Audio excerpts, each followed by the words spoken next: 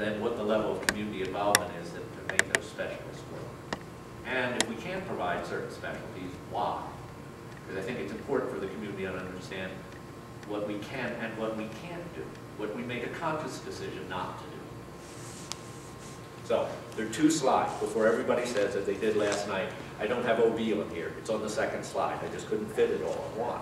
But this is a statistical analysis that says if we assume 10,000 people and a 15% visitor or external share, Targhee Terrain Park and snow days, if you will, for non-residents, that we get a service population of 6,000. If we have a service population of 6,000, and it would vary based on this, but I just made it all the same for this chart, this is how many of that specialty we would need. If our service population was this, the population remained the same and the external, but 75% of the community used our services, this is the level we would need. So we want to be explicit to the community in terms of, it's not just we want this, if we're not going to use it, it's not something we should be providing here. And this is the surgical specialty, so you can see cardiovascular here in terms of that general surgery, clearly, OBGYN, others. And these are, I mean, I put up the numbers, they're soft numbers at this point. I'm not saying this is our exact numbers. The point of the charts was to show the delta based on the usage patterns. So this is what we're trying to do. So that's it for today. I guess first question, and again, for those of you that joined, given the number of people, we're going to do this in discussion format, so there'll be, I want this to be back and forth. Is this a reasonable approach? Does this meet the needs for transparency? One, I've heard a lot about that. And 2, are you comfortable we will be collecting the right types of things that the community should provide us? Joe, you're nodding your head. No, I think that sounds reasonable. Okay. Any suggestions or things we should look at? Okay. I'm going to put people on the spot because it's a small group. So, Emerson? I kind of dive more into details right away, so maybe this isn't responding accurately to your question. But okay. The last two slides is data that's been collected overall, right? It's a statistical prediction, yeah, based on population, usage, and external sources. And it has wide validity, we believe, but the numbers I put up there, in terms of our usage, are not the ones I want to say, or I will say they are not accurate for every specialty there, by any stretch. And I would imagine, again, just not because it isn't in this information doesn't mean you guys aren't thinking about this, that you would go to our care providers to take a look at the referrals that they're making and the different, and see the potential difference between our utilization and that. Yeah, I didn't put that chart up because it's a real blinking eye chart. Okay. But yes, yeah. we absolutely, we've gone back for the prior 12 months, we've looked at every referral we've made. Okay. One of the things we found, though, we weren't as concerned about capturing them. So we have put a new process in place to capture them in a more accurate method. Right. So we can see it. That's correct. Yeah, got it. And the other side is we want to understand how many of those referrals are going to us and how many are coming to us.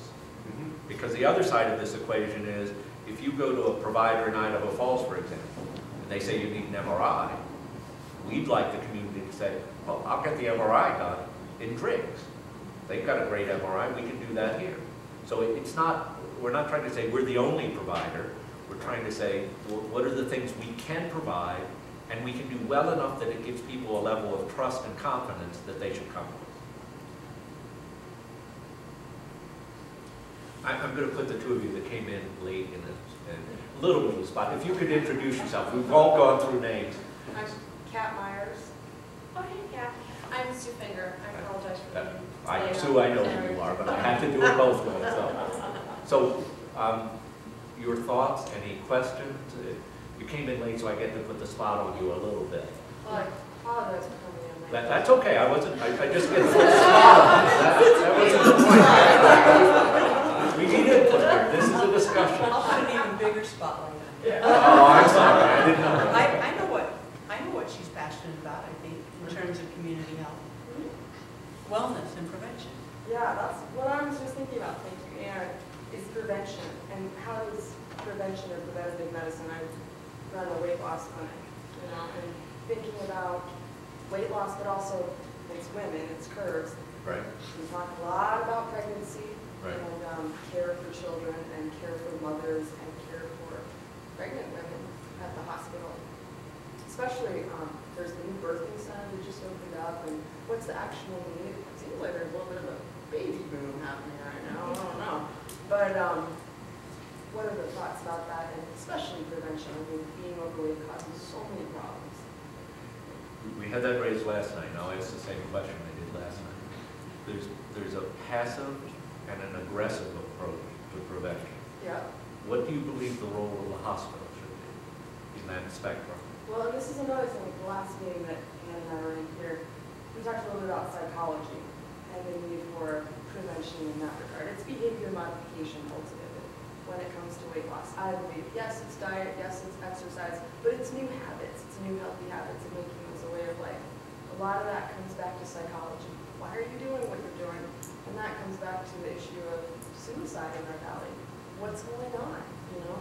And why is that happening? And how could the hospital provide some prevention of that? So how could the hospital do that? Because as you know, the general equation in most businesses is 20% of the population is 80% of your business. Mm-hmm. Chronic disease is a huge healthcare issue here, everywhere, right? Yeah. No new news in anything like that. How do we reach out to help that part of the population?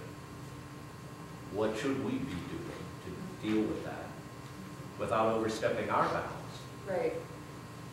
Well, one thing that the Cleveland Clinic did is they bought a Curves franchise for their employees. Now, they have 40,000 employees, so it's a little different. But they said, we are a health profession. 60 or 70% of our health professionals are overweight, just like it is nationwide, right? We need to do something about that, and that's how we've designed the motivation aspect. So that's something the hospital could do, is create a weight loss center. I know St. John's has done it. They made a lot of money through that. Well, St. John's, if we're talking to them, has a very good wellness program for its staff. Mm-hmm. We've asked and they've offered that we're going to take parts of that on for our internal staff as well, because wellness is important.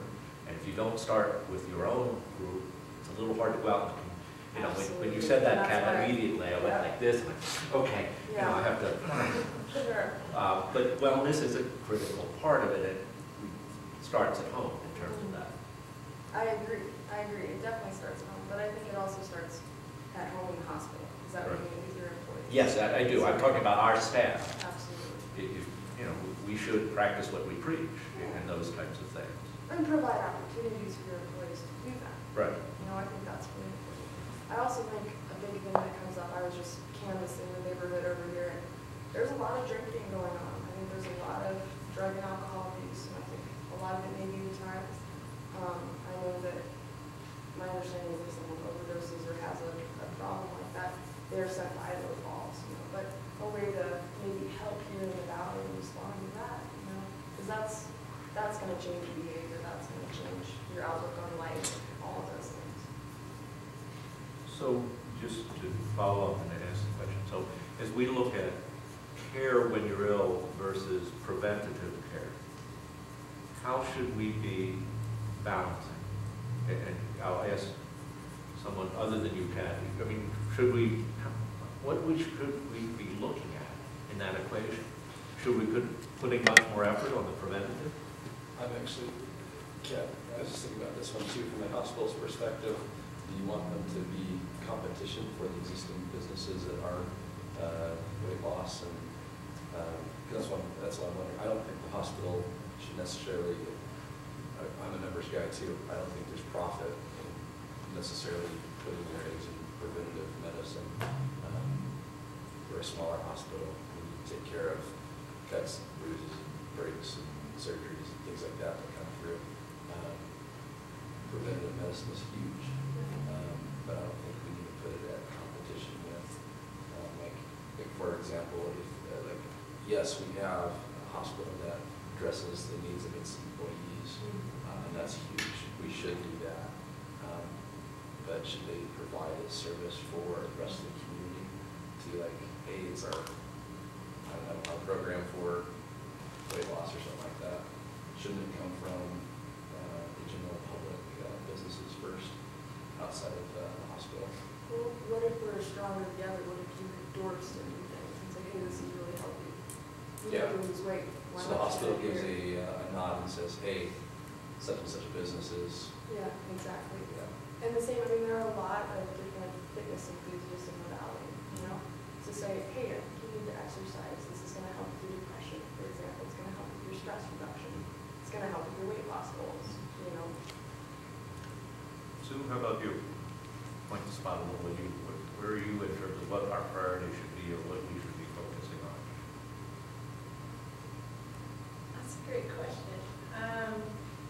I think part of the forum that just interests me the most is learning more. I've been interested in and involved with the hospital since the dinosaur ages, since the early 80s, and it's been just something that has been something that I really care about in the community.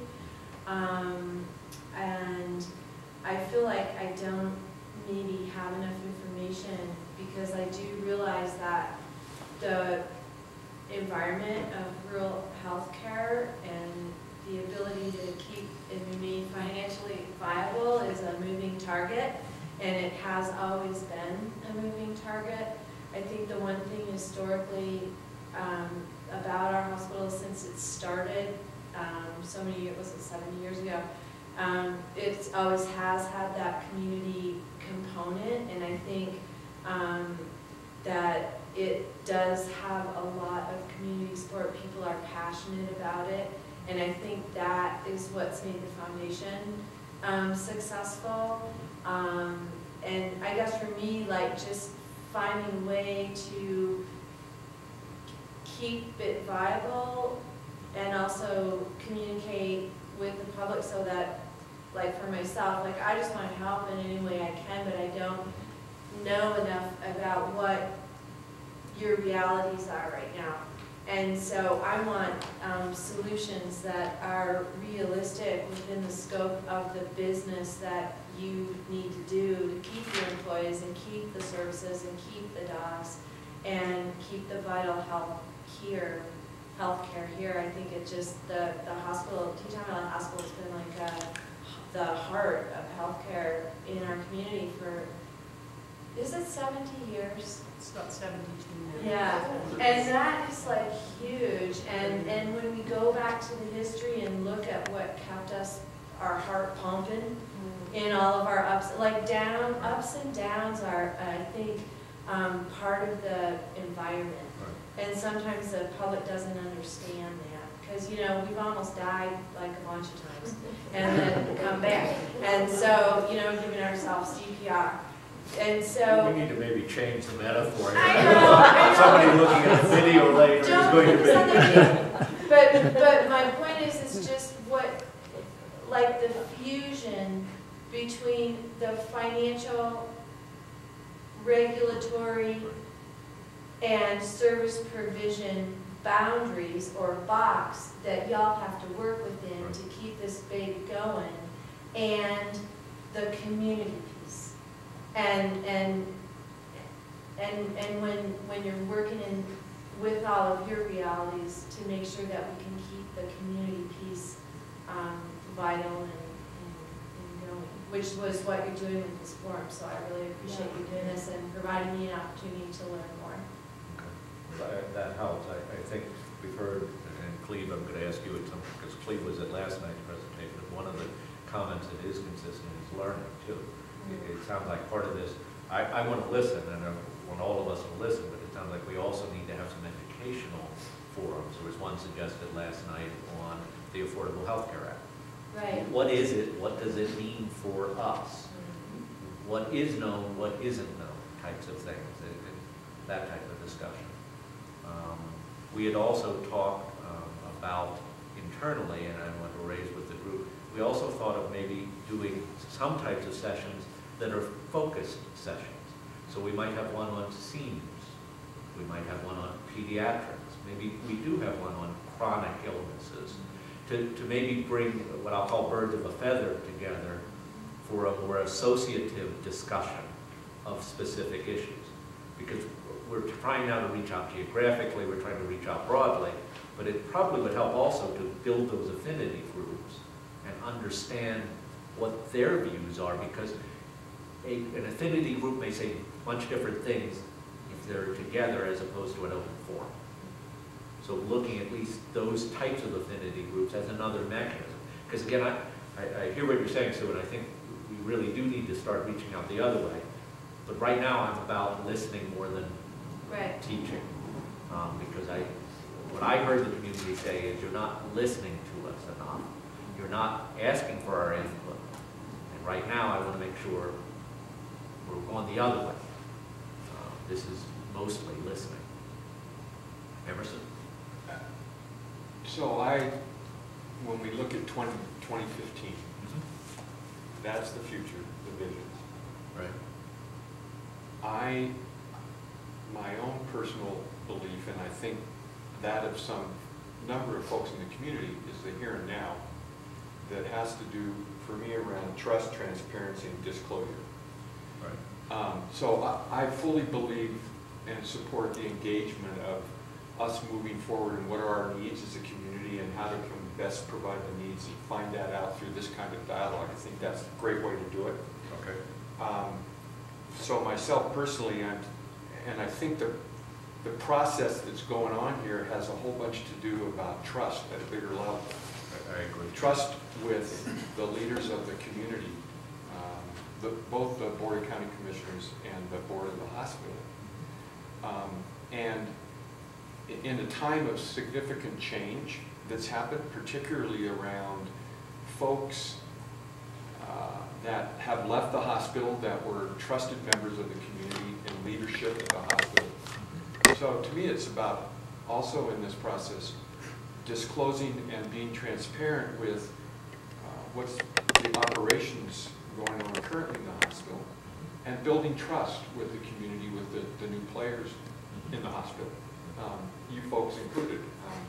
We have had a number of years of some stabilization and knowledge about those leaders in our hospital, and the parties have changed. You know, so it's going to change again.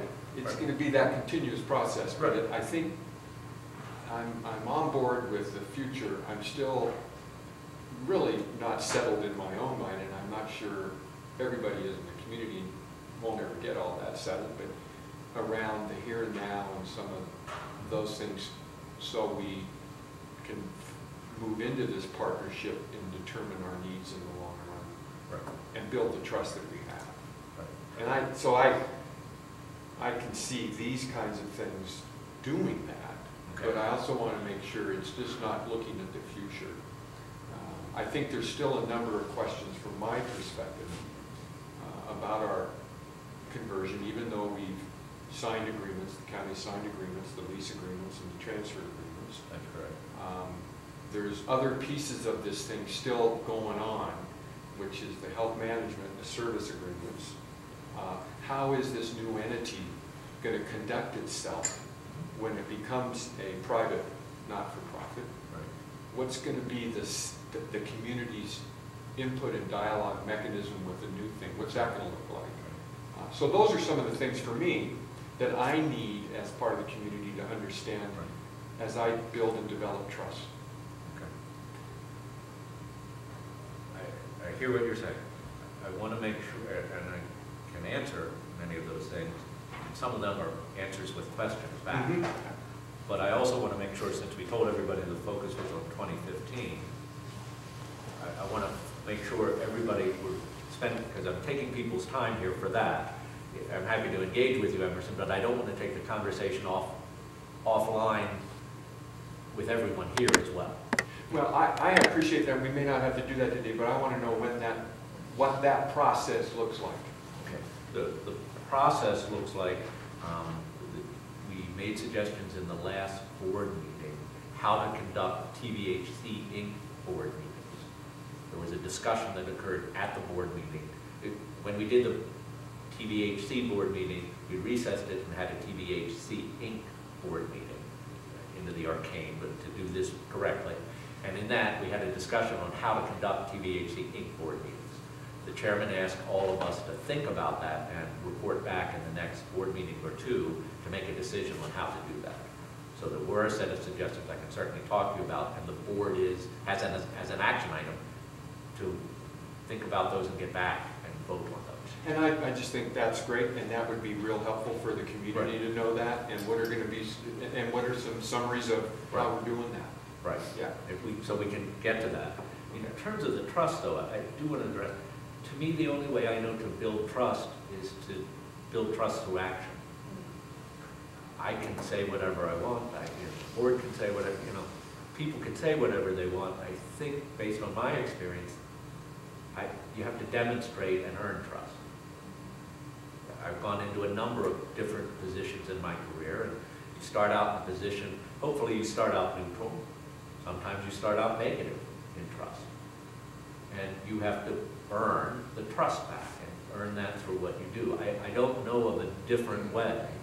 I can talk a lot, but that, to me, if somebody believes me just because I talk, that's not good. It should be how we deliver healthcare, what we do as a management team, those types of things are, to me, the way to build trust. We're certainly opening this forum, part because I didn't believe there was trust, and I also don't believe we know what the community wants in the future. We've been doing meetings, we've been getting there, but we haven't gone as broad, we haven't really focused on it. Here we're trying to say this is a deliberate focus area to help us get to the future. And it's your future, and you have to participate in it to make it your future. That, to me, is one of the best ways of engagement, because everybody should have a stake in that. I mean, it's hard to get meetings with people, it's hard to get people's time, and I understand that. I certainly do, but still, we need to go through this process. We need to ask and get as much input as we can based on that. And I think to the extent we execute on that, then, if we hold 10 meetings and we develop a vision that has nothing, and people say, wait a minute, that was never said in a meeting, that's not building trust. But if we come back and say, here are all the things we heard, and here's what we think we can do with each of them. Something maybe we heard you, we understand the need, we don't think we can do it, and here's why.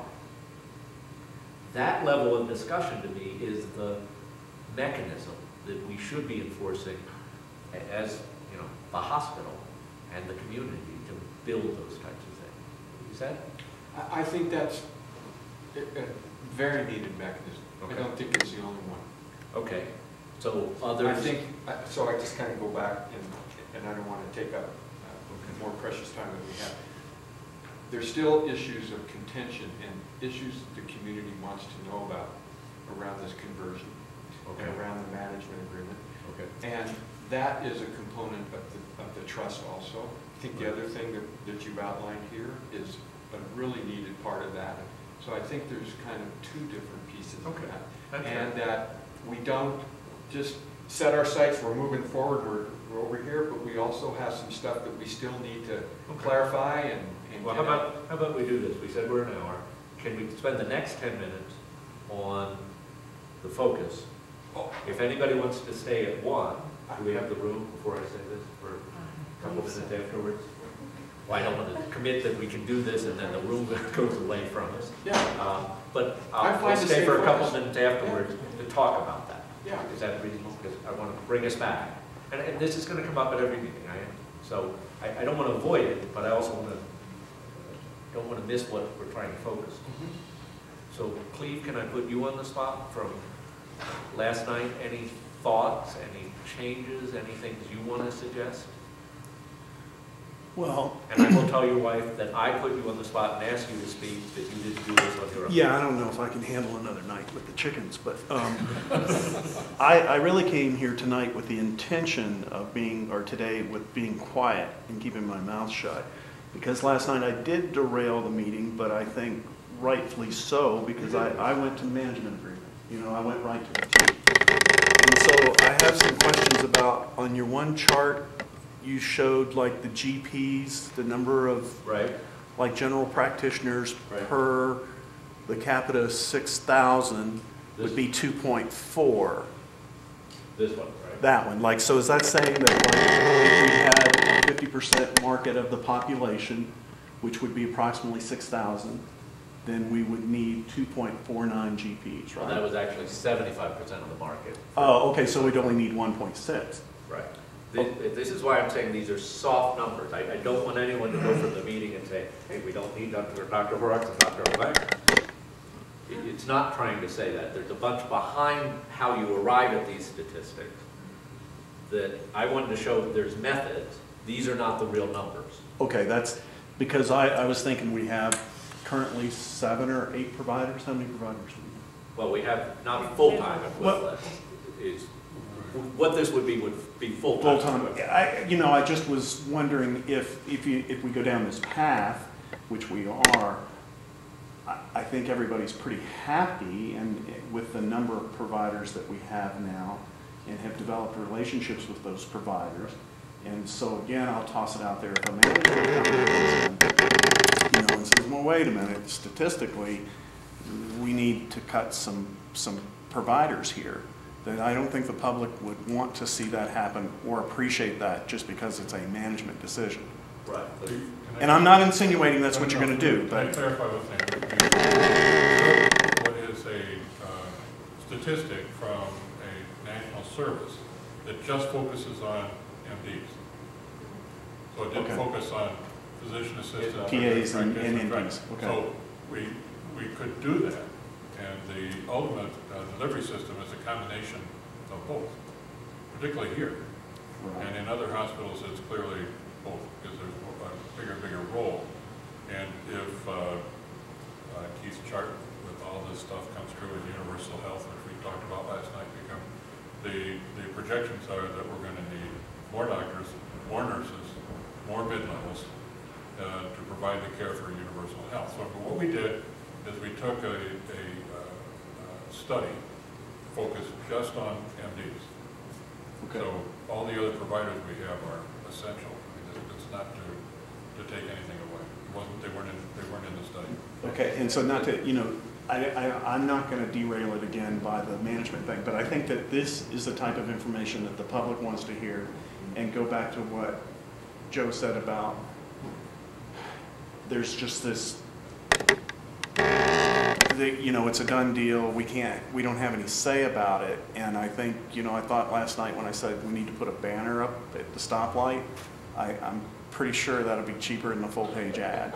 And nothing against Scott in the paper, but, that way we can, everybody would see it.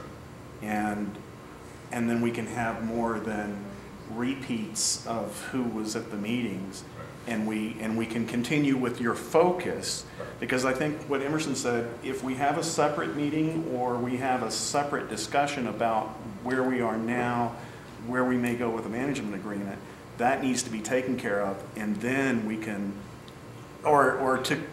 together we can move to what we want to see as a healthcare, what we want to do. And last night I just said, in 10 years I'll have a heart attack, so I want to make sure that I'm going to have a hospital here, that I have a lab here, that I have somebody that's going to be able to, get me stable and send me to Ermac or wherever. I guess 2 points. The other point underlying the numbers, when you say, what would a management company do? They'd look at the number of visits we have, and our providers are being utilized.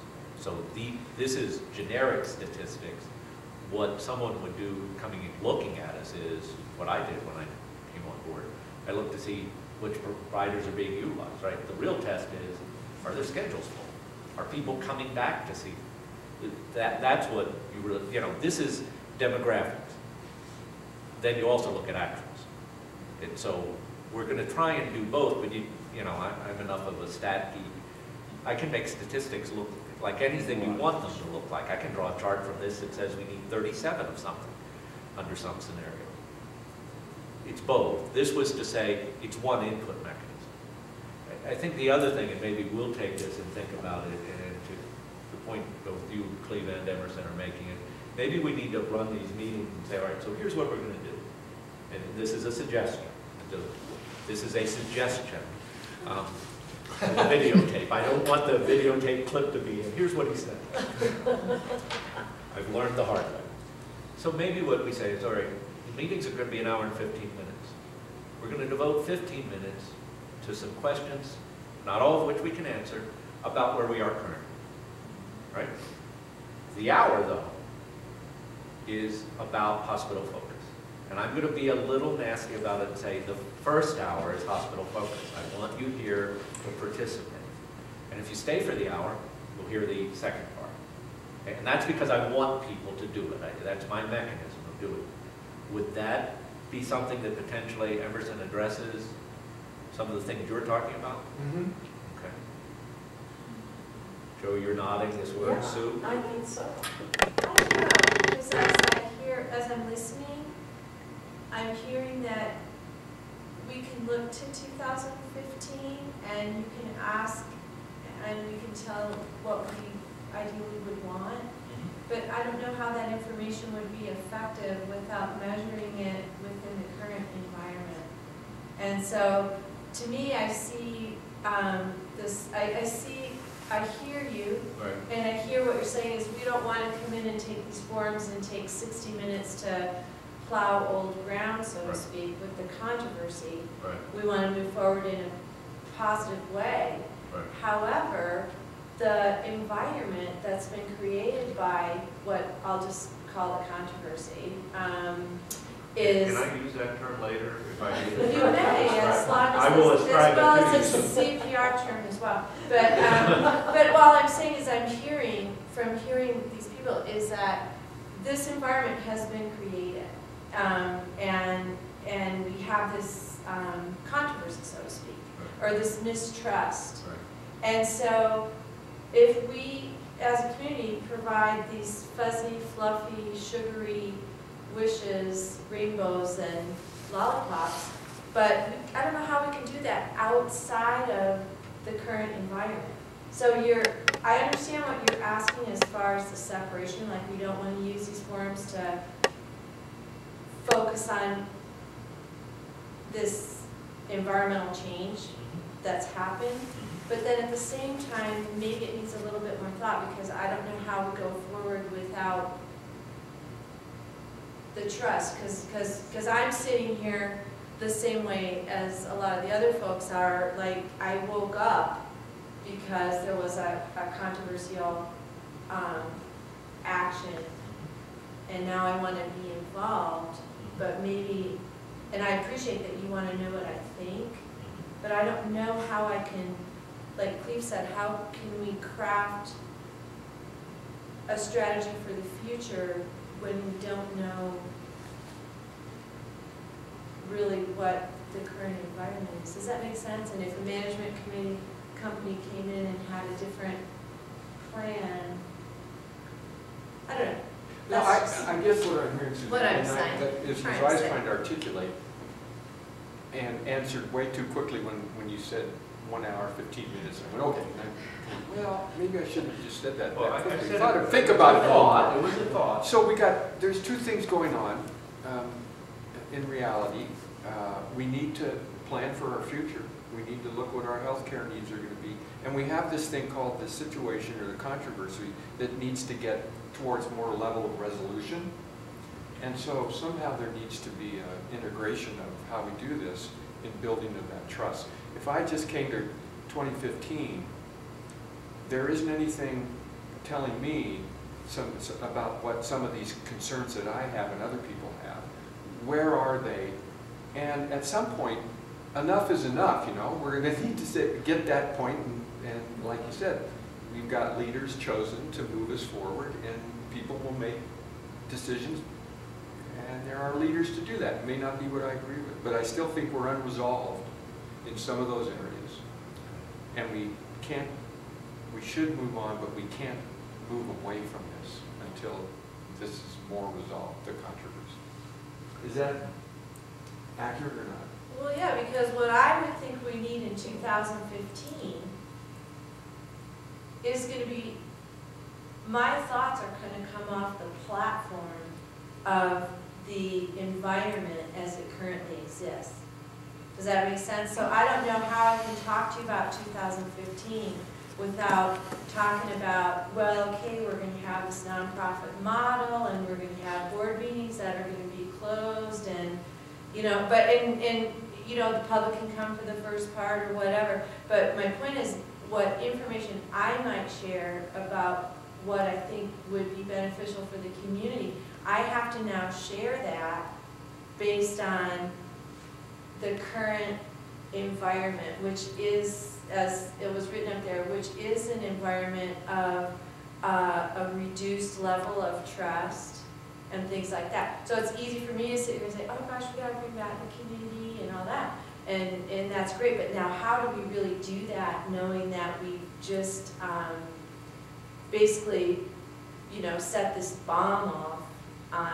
I prefer controversy. I really did prefer controversy. But anyway, so, enough said. Well, Something to think if about. I could ask a question that you've asked very succinctly last night, and correct me if I say this wrong. The concern that this might be a moot point. People feeling that they're sitting here, they're giving us ideas on where they want to be by 2015, but would a health services management agreement, would that entity just come in and say, well, no, we don't want to do any of that? Does that get to kind of the core of what some of you are feeling? Yes. Yes. We're Yes. doing this exercise, but we really don't have the power to see it through? You quoted me exactly right. That's Okay. my fear, is that. And I guess now that you got me going, you know, as a businessman, I'm used to responding to RFPs, a request for a proposal. And then if I'm lucky enough to get chosen, usually they'll choose 3 to 5 companies or whatever, and you get up and you make a presentation to the entity that's going to hire you. I realize that elected officials have appointed board members, and that's essentially their job, and we have to put the trust that our county commissioners that we voted or whatever have you know, intelligently selected these folks, and so therefore we have to trust that they'll make the right decisions. Maybe another thing to toss out there, and I think the public would be pretty pleased in this, is if, just like when we interviewed for the CEO position that Virgil got, we had public meetings and we heard from each individual candidate. And people were able to ask him questions, and he was able to respond of, you know, what do you think about this? What do you think about that? I remember at the time I asked the candidate from Oregon, we had just cut OBGYN, and I said, I understand why we did it, but are you willing to back that up and communicate that to the public and stand behind that decision so that the hospital can move forward financially? So maybe we can go that kind of route, or is that an impossible route to go? I don't know that's the route. What I do want to point out, though, is the advantage of doing the vision is anybody looking at an affiliation with us would view that as something very valuable. Because if they're really looking to manage, help us, pick your verb, the more we've articulated what we need, the better off everyone's going to be. Because if somebody's looking to make this profitable, they want to know what works in the community. And to the extent we move this process forward as reasonably expedient manner, this helps. It's not done in a vacuum because it becomes an input mechanism to whoever we're talking to. Because we can say, okay, so here's what the community said they needed. To me that says, okay, so you, firm X, can you do this? Do you want to do this? Are you strong in doing this? Could you do some things that the community asked for but we couldn't figure out how to do independently? The more we, I'm sort of an information guy, the more we have that information is power for the community.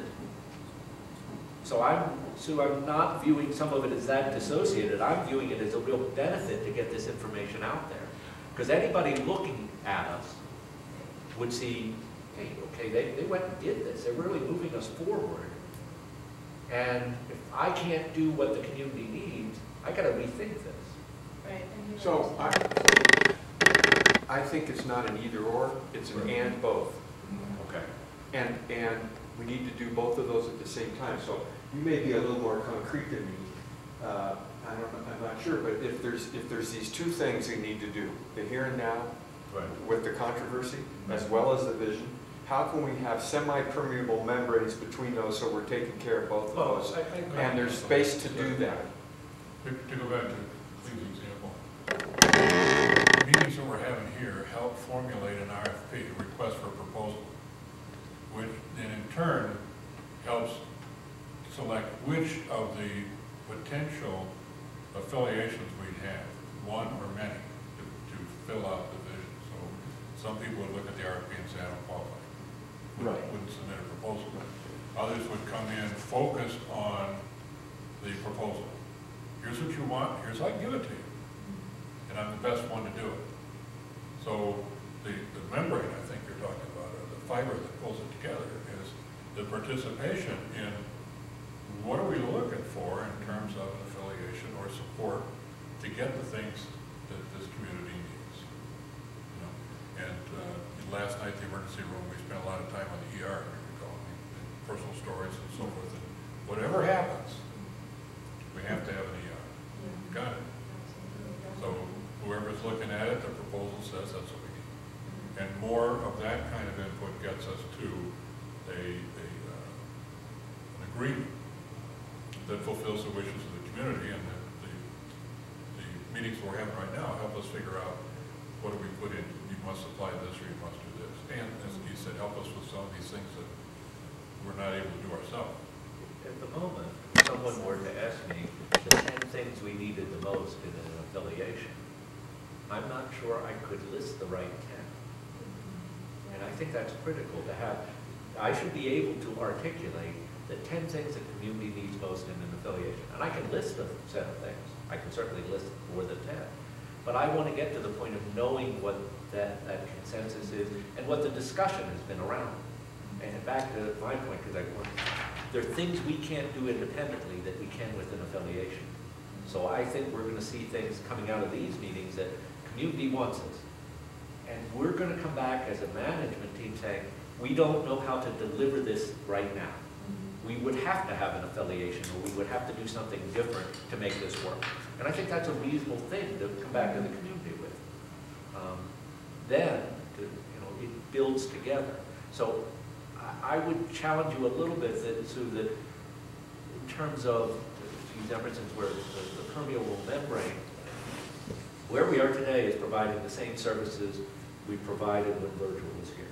Where we're going to be January 2nd is going to be providing those same services.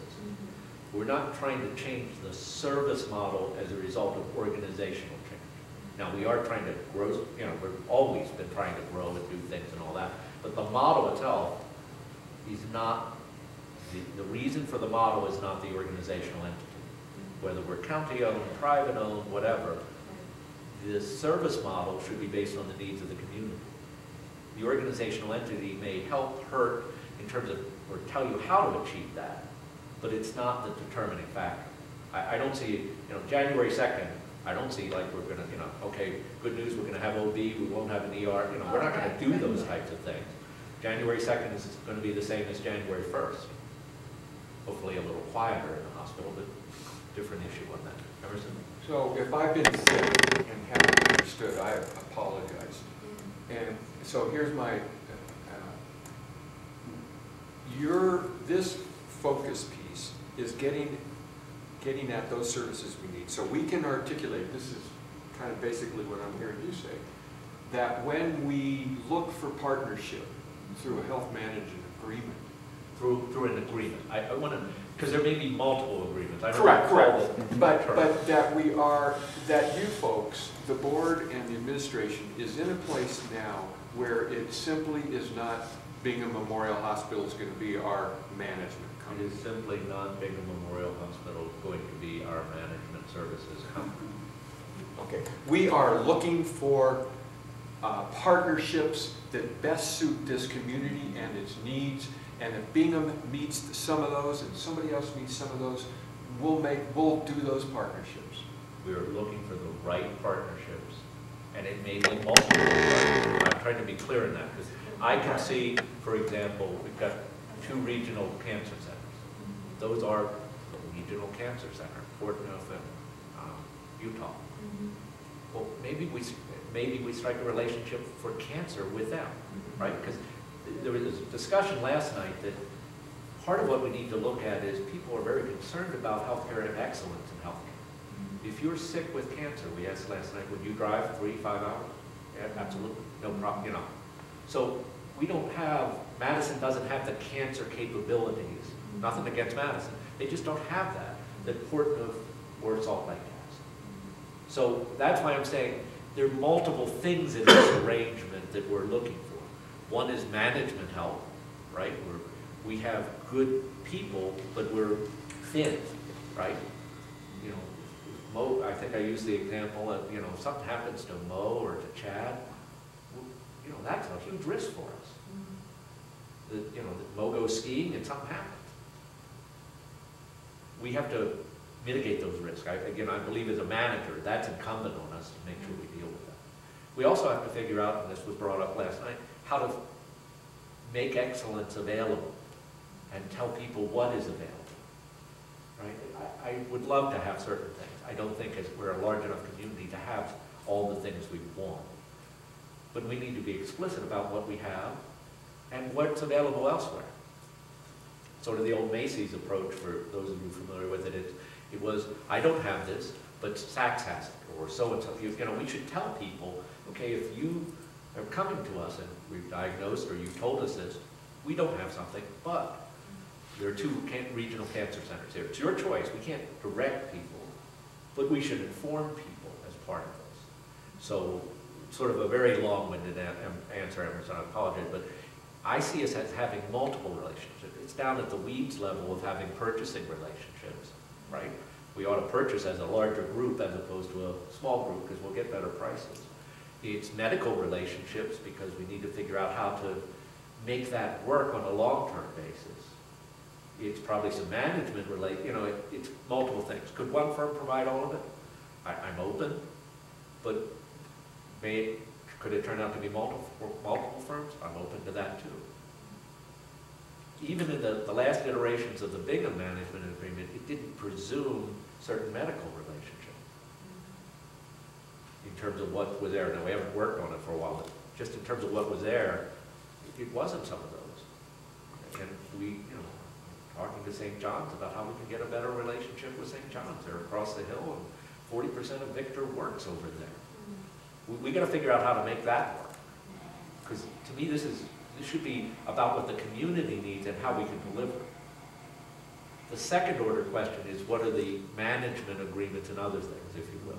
Because if we're focused on the healthcare needs, that's what should be driving. And to Truman's point, the more we know about this and the more a management firm knows about it, they'll know if they can deliver it. And we'll know how to measure it. It's also not easy in the sense that we know what we need, they know what they can do. Together, what can we do? Right. And so we figure out, like cancer, for example, we talked about some stories of people using other places for cancer. What can we do to help somebody get to the right place easily? You know, our education, our relationship could mean the difference between a 1-800 phone call and a detailed phone call saying, hey, can we do this quickly? Can we get in there? Where do we go? That kind of thing. Helping our people to know that the simple things, like where even to go? How do you get in this place? How do you navigate this huge place? These are relationships that come about as a result of some affiliation, and to keep that going, we support that with maybe somebody coming here occasionally for education of our own doctors, education of our own staff, use of telemedicine in cases where the physician and the patient here sitting together and talking to an expert about something and getting the advice on what to do. Likewise on cancer, which we talked about last night, is a local hospital can carry on a cancer program, cancer regimen for an individual patient. If the patient goes to some place that's a ways away, starts it, the protocol is set up, and our people know what they're doing, they can come back here and continue part of that closer to home rather than stay in Salt Lake or in MD Anderson in Houston or something. So there are lots of things. Now that's what an affiliation does. And you tell us, you tell us that's what we want. We come back and say, here's what we think we can do. And you say, okay, I got it. And we explain why we can't hire a cancer oncologist out here full time. I got that, and I think we need to be doing that and looking at it. Can I interrupt you? Matt, you had a comment. About the last 20 minutes has answered a lot of questions that I had. When I first came in, you said, what should we be like in 2015? Tell us what we should have. Right. Well, my mind was, I'm going to come up with this laundry list. Being, somewhat versed in planning, you didn't give me all the pieces. Okay. This last 20 minutes is giving the pieces. If you start out these meetings by telling folks, we'd like to know what you think we should have, but realizing that part of these are going to be through agreements or they may be locally provided, directly provided locally. That would change my list. I would narrow that big list down, the wish list, down to, okay, this is what I really need here, and this is what I want, or, I would expect that it could be done, but it had to be under an agreement. I understand that it may not be right here. I may have to go somewhere to start it, as in the cancer treatment, or I may have to go somewhere else if it's a very specific surgery. It can't be done here because of the facility. But, like I say, not knowing that up front, and you mentioned, maybe 15 minutes at the end, I don't think at the end is going to do it, because people are going to come in with their laundry list, and they're going to go, I let's give think them a bunch that's of a good garbage they point. don't need. We probably need to add something on the slide that explicitly says what we're talking about is not just what the hospital could provide, it's what an affiliation could provide, it's what could be provided by other providers in the valley. I mean, we're not trying to say we're everything, but we are trying to collect the needs for everything. And as you said, what really was in the last 15 minutes is how can our work towards understanding what the community wants and shopping, so to speak, these affiliates, and how can our work with affiliates bring more services locally. And that, like, all of a sudden, I was like, oh! And it's, to me, I want to thank you for doing that and for having that perspective and taking that on, because I really wasn't clear that that's what you were doing with this information either. And then also, all of a sudden, I felt like my trust level went up, because I was like, oh, wow, they're trying to affiliate, be able to refer us out, but also bring things in with these affiliations, and it really will benefit me, and you'll be able to do it hopefully in a way that benefits the bottom line as well. So it's very clarifying, like Jack said, the last few minutes. So thank you. Well, I think there's a good point to that a little more upfront to put the context. Like an example on oncology. Some of the topics that have come up in the community assessments have been a higher need for mental health. And that came up last year, and we started offering free mental health counseling every Friday. But it's still a top concern, so that tells us, maybe there's a telemedicine component to that. And I think it's very important when you talk about the controversy, kind of where people's heads are at right now, that people feel that the comments they're making now about the future will form the underpinning for any future affiliations that the hospital is looking for, and that should be measured somehow. I think the other thing that's brought up is, sorry, Joe. There's one more thing that would sure help my level of trust, and I hate to even go here having served on the board. I mean, there's staff here, that's wonderful, but I think there should be at least one board member at every one of these meetings, because what you go back and tell them may not be exactly the same thing that a board member would hear. And if you have those 2 points of view when they come to a board meeting, I think it would help the community feel like, wow, that board, you know, and you can rotate those. It doesn't have to be the same board member every time, but Probably would be more valuable if it wasn't. if it frankly. wasn't, that's right. And I know they sit through a lot of meetings. I understand. I feel their pain. Yes, having been there, done. But, yeah, that's right, and I think it's very important for the community to see the board members. This is the second meeting that I've attended that there's been nobody from the board or the county commissioners there. Well, the county commissioner, I guess I see less than we should. Sure. Because we're talking about in 2015 where they're much less engaged, they're leasing the facility. Right. The board point I understand though, in terms of what you're saying. And I guess, Sue, to come back to your point, maybe what we need to do up front, to toss this out to the group, is in discussing the constraints and the affiliations, make sure there's an understanding of why an affiliation could be beneficial. Because I think there's a lot of fear. I had an elevator pitch that I learned of all the fears put together, but basically, you know, it was, and I'm not going to say this because on the videotape it will come out wrong, but basically there was a lot of fear associated with what would happen.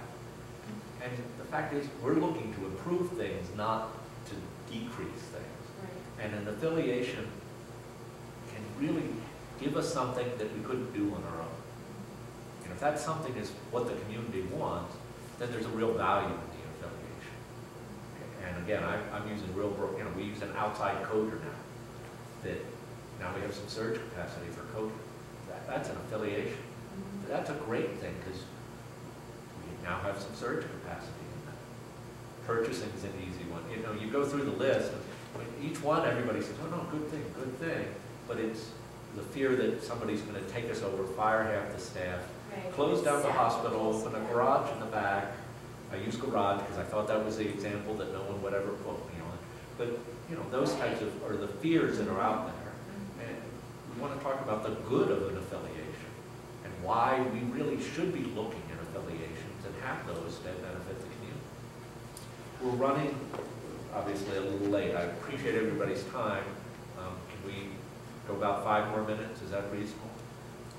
What you've said really has alleviated some of my fears, and I think that if you could quote what you said a few minutes ago about, you know, not TVN, but the other paper came out with a headline, Bingham still #1, you know, or still first choice, whatever. That's what. I understand, but in fairness, Bingham is a potential choice. Well, I understand that. I'm not denying that at all. No, but people need to understand that I think is the big fear is that the decision of what Joe said, it's already been made, so what difference does it make? And now you've said, no, people are coming to us, we're looking at them, and I think that kind of statement will start to ease some tension that is in everybody's mind, because everybody is really kind of focused, and this is me including, and I think a lot of people I talk to, Bingham, Bingham, Bingham.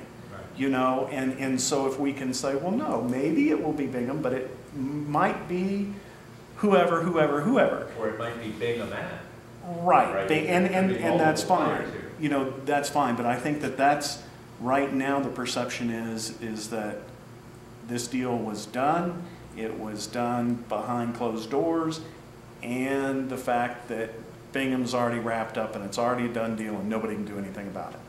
That's the perception. So if you can change that perception, I think everybody will welcome the laundry list that Jack talked about and get more involved in that, because I understand where you're going, Keith, after hearing you 2 nights in a row, and I appreciate that. You know where to go with this focus, and you need that, and that does draw back into the main picture. But we have to alleviate these fears. And right now, everybody just thinks, we'll be Bingham, we'll be driving to Pocatello. You know, and so if you can alleviate those fears, because they did, you know, our chairman, CEO, you know, kind of was quoted in there, and so, and you misquotes happen and occur, and things like that, but if we can get another voice out there to say, hey, wait a minute, you know, we are looking at other people. Well, I hope I've been consistent in that. In the Monday night meeting, I talked about the fact we are talking to other players. I talked openly about the fact that we're doing a very detailed, some will start calling it onerous, methodology to pick an EMR system, because it's a huge investment. We want to make sure we do it right. If Bingham has told us if we don't use McKesson, they don't want to be part of a management. And that's their right to say that, right? Just like another player might come in and make it other constraints on us, right? I'll come in, but only if you use the PDQ system for lab, okay? That's all part of the deal, right, when you look at it. But Bingham said, hey, we aren't going to work with you if you don't use McKesson. We've said, and I'll say it again, we're doing an analysis to determine what systems, because I don't think one will be the only one, but what systems would work for us, and how will they work, and what our equation is to deal with that. If we come up with a straight-up analysis that says, no, we can't work with McKesson because the McKesson system doesn't do some absolute need, right? And we haven't done the analysis, so I don't have an answer. That would be Bingham saying, well, we can't work with you. So we're trying to do analytic steps of what we need as a hospital and what the community needs us to provide. Those should determine what steps we take to make them happen. So let me paint a scenario off to the side. Let's say we find out that mental health and cancer are the two major issues that we've got out there, right? And that the community says you're not doing enough, you need to do much more, you need to focus on that. Well, that would say to us, we've got to figure out where we can get those capabilities as a high priority. That helps drive what we're doing.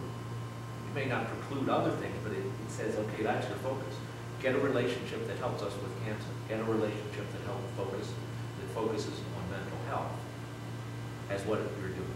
We're going to continue to look at a bunch of things, but we need, it really is, we're looking for that guidance. Tell us what's most important, because that, I assume if you